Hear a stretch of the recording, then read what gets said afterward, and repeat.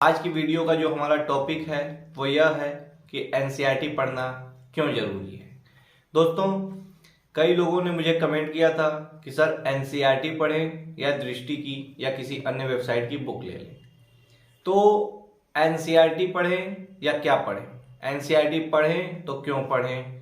तो इस प्रकार के कई कमेंट्स मेरे चैनल पे आते हैं। तो उन्हीं कमेंट्स का जवाब देने के लिए आज की मैं ये वीडियो बना रहा हूँ और आप लोगों को ये बताने का प्रयास कर रहा हूँ कि एनसीईआरटी क्यों पढ़ना चाहिए। दोस्तों, होता ये है कि अगर आप लोग के पास उतना ज्ञान नहीं होता है, बेस क्लियर नहीं होता है, जैसे कुछ लोग बेस जैसे 9वीं में, 10वीं में, 6वीं 7वीं में कक्षाओं में ये लोग अच्छा नहीं पढ़ पाते हैं, तो अब वो डायरेक्ट रेफरेंस बुक उठाएंगे, डायरेक्ट स्पेक्ट्रम उठाएंगे या डायरेक्ट किसी वेबसाइट की बुक उठाएंगे, तो उन्हें वो चीज़ शायद सर के ऊपर से बाउंस कर जाए। और जो चीज़ एनसीईआरटी में बताई गई है, वो एनसीईआरटी में जो चीज़ बताई गई है, जिस वे में बताई गई है, जिस लय में बताई गई है और जिस तरीके से बताई गई है, वो तरीका बहुत अच्छा है।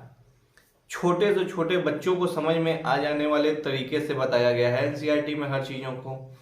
जैसे मैं आपको एग्जाम्पल के लिए क्लास 6 की एनसीईआरटी की हिस्ट्री की बुक दिखाता हूँ। आप लोग उसको देख के समझिए कि एनसीईआरटी पढ़ना क्यों जरूरी है।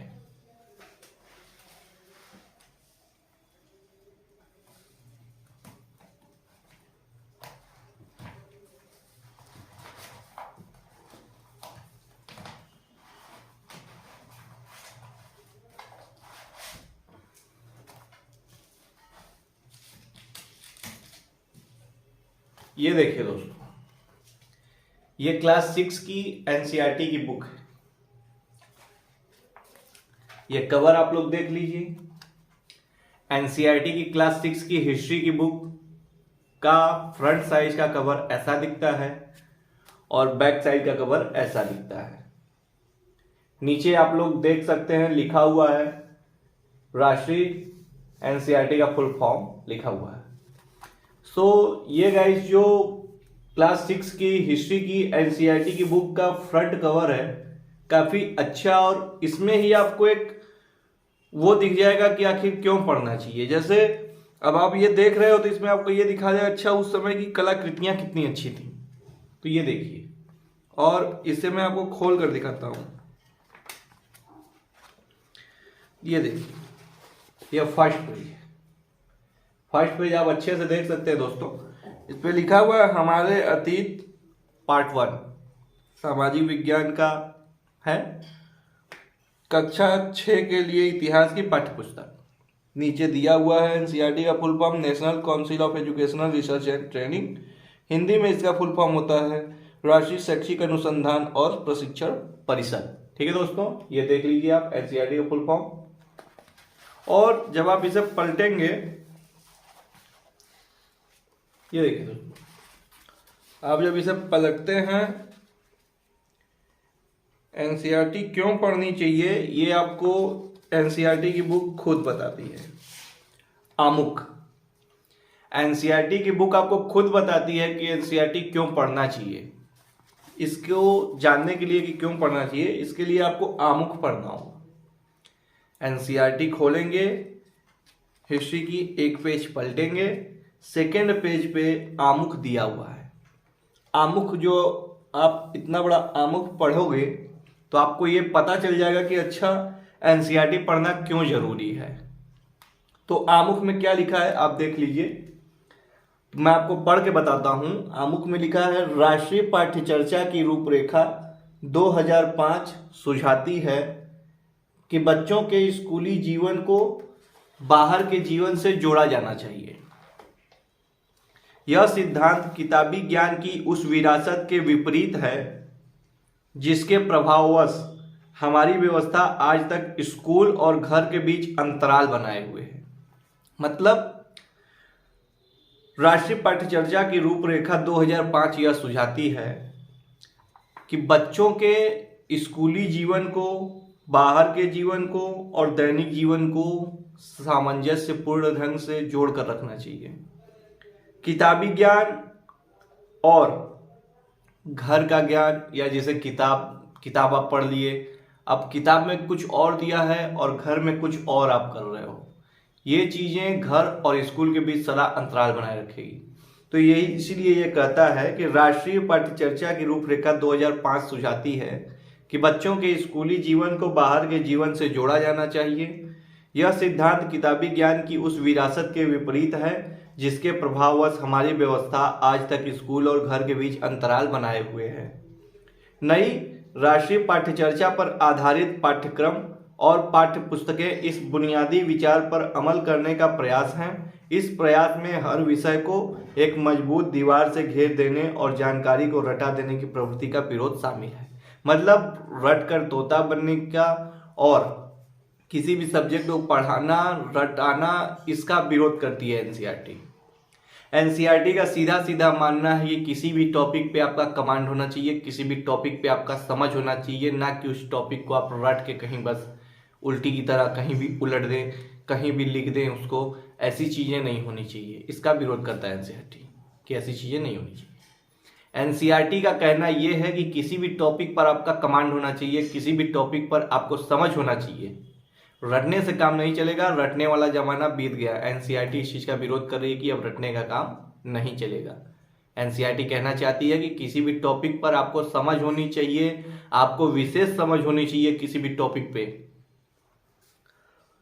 उसके आगे लिखा है दोस्तों कि आशा है कि ये कदम हमें राष्ट्रीय शिक्षा नीति 1986 में वर्णित बाल केंद्रित व्यवस्था की दिशा में काफी दूर तक ले जाएंगे।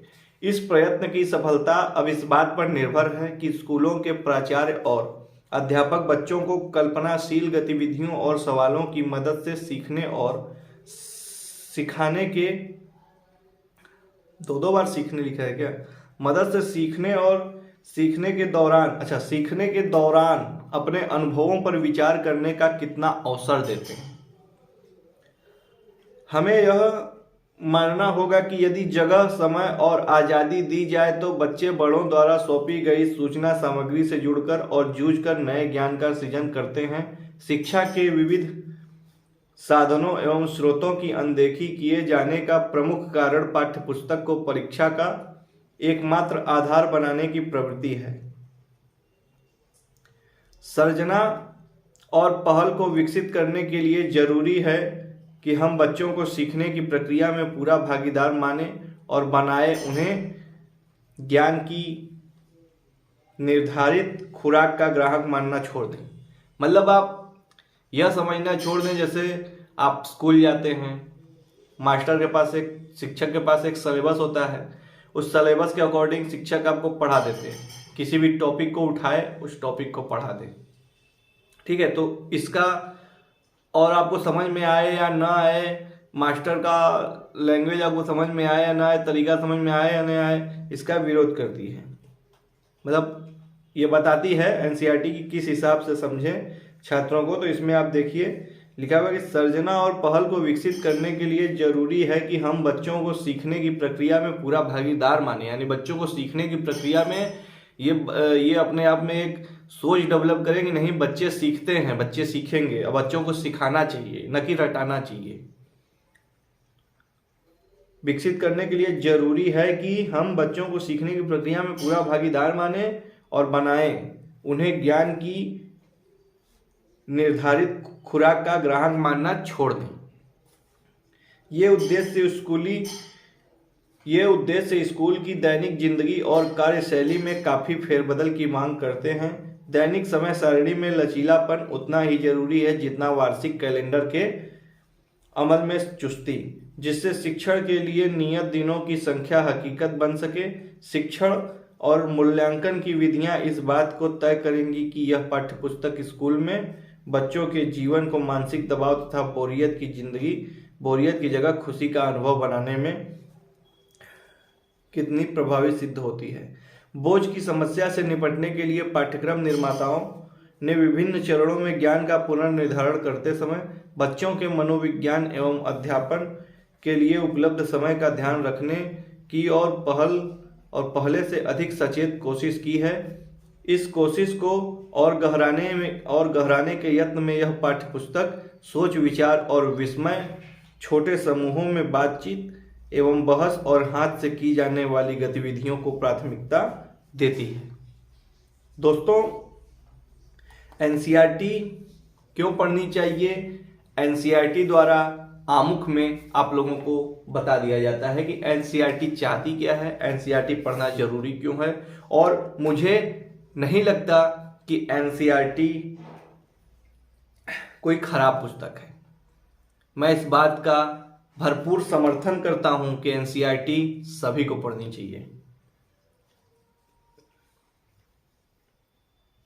इसमें लिखा हुआ है दोस्तों कि बच्चों के जीवन को मानसिक दबाव तथा बोरियत की जगह खुशी का अनुभव बनाने में कितनी प्रभावी सिद्ध होगी। मतलब बच्चों को बोरियत की और दबाव की जिंदगी से हटकर खुशी से बच्चे पढ़ें, बच्चों को हर टॉपिक में एक इंटरेस्ट दिखे, एक खुशी दिखे, एक जानने की क्यूरियोसिटी दिखे। इसलिए एनसीईआरटी कहना चाहती है कि बच्चों में जानने की लय होनी चाहिए, क्षमता होनी चाहिए, इस हिसाब से पढ़ाया जाए। किसी भी टॉपिक पे ले देंगे दोस्तों, एनसीईआरटी का कहना यही है कि किसी भी टॉपिक को रटना नहीं है, किसी भी टॉपिक को केवल रट कर परीक्षा में लिखना नहीं है, बल्कि किसी भी टॉपिक पर आपका कमांड हो, किसी भी टॉपिक पे आपकी पकड़ हो और किसी भी टॉपिक को आप अच्छे से समझें, ये एनसीईआरटी चाहती है। सो दोस्तों, इस वीडियो में मैंने आपको बताया कि एनसीईआरटी पढ़ना क्यों जरूरी है।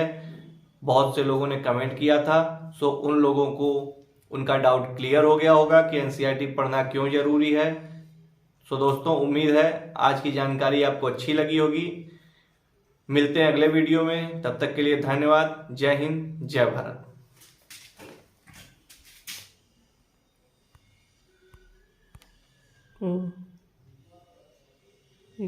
मैया चलो,